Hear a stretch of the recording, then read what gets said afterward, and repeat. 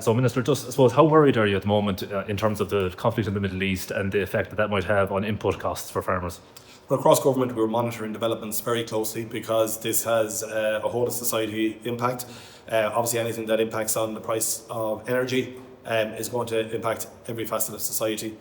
From food production, we know the role that energy costs play in fertiliser production, and fertiliser is key to all the food and drink produce that our farmers produce. But also the fact that about a third of the world's ammonia and urea comes through the Gulf, through the Straits of Hormuz.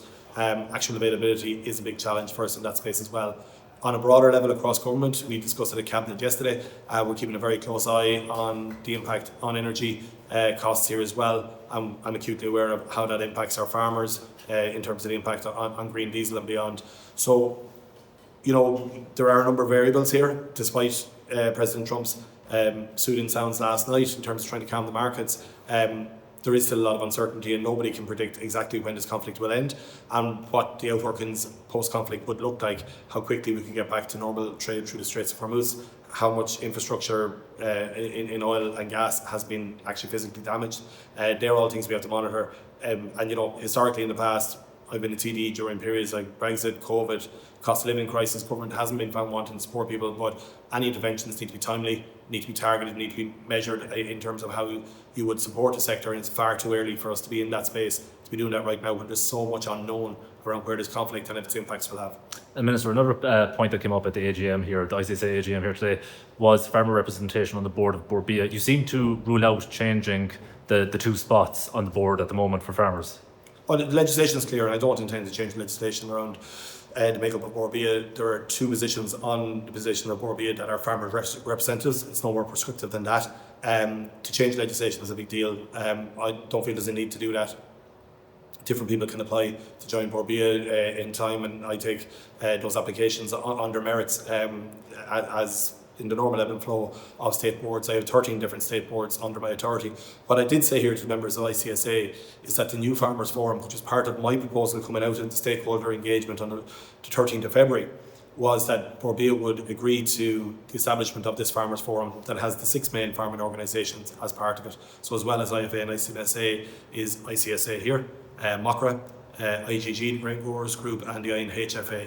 And members of ICSA here today, like the other organisations, have a direct input now. It was a recommendation of MOCRA at the stakeholder forum that the Farmers Forum would be a standing item on every meeting of the Bord Bia board. So those farm organisations and their members get to have a direct role in. So there's a greater democratisation, if you like, of farmers' input into the board of Bord Bia. And obviously, the makeup of the board legislation-wise isn't changing, but I deal with applications as I receive them for board membership on an ongoing basis. And very finally, Minister, when could farmers expect to maybe know more about the future of TB, the TB eradication plan that's there at the moment, and the new restrictions and rules that will be coming down the line? Yeah, so I launched my new bovine TB action plan last September. I did that in advance of the budget negotiations to give myself the best chance to get a record amount of allocation money of 157 million for this year. So I needed to wait for 2026 to come in to have that money available to us. And a number of those measures within the plan are already in train.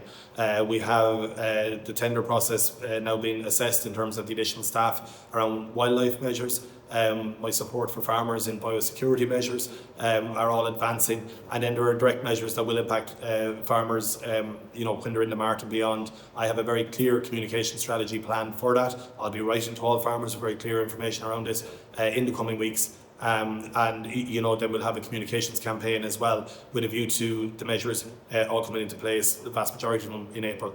And that's really important that, some of these changes are like changes to the AIM system, a dynamic system that farmers depend on and use every day. So when we're incorporating the new TB elements into that, we want to make sure the day that happens, that the system continues to work for farmers, that they need it on an ongoing basis. So there are challenges for us there we have to meet. We have them well planned out. We'll communicate them very clearly in advance to farmers and let them know our goals and the intention and why we're doing all this, to have less farmers impacted by bovine TB into the future. We know how discouraged this is financially and beyond, and I want to make sure less farmers are impacted by bovine TB into the future, and we have less reactors as well, and that's what this plan is about.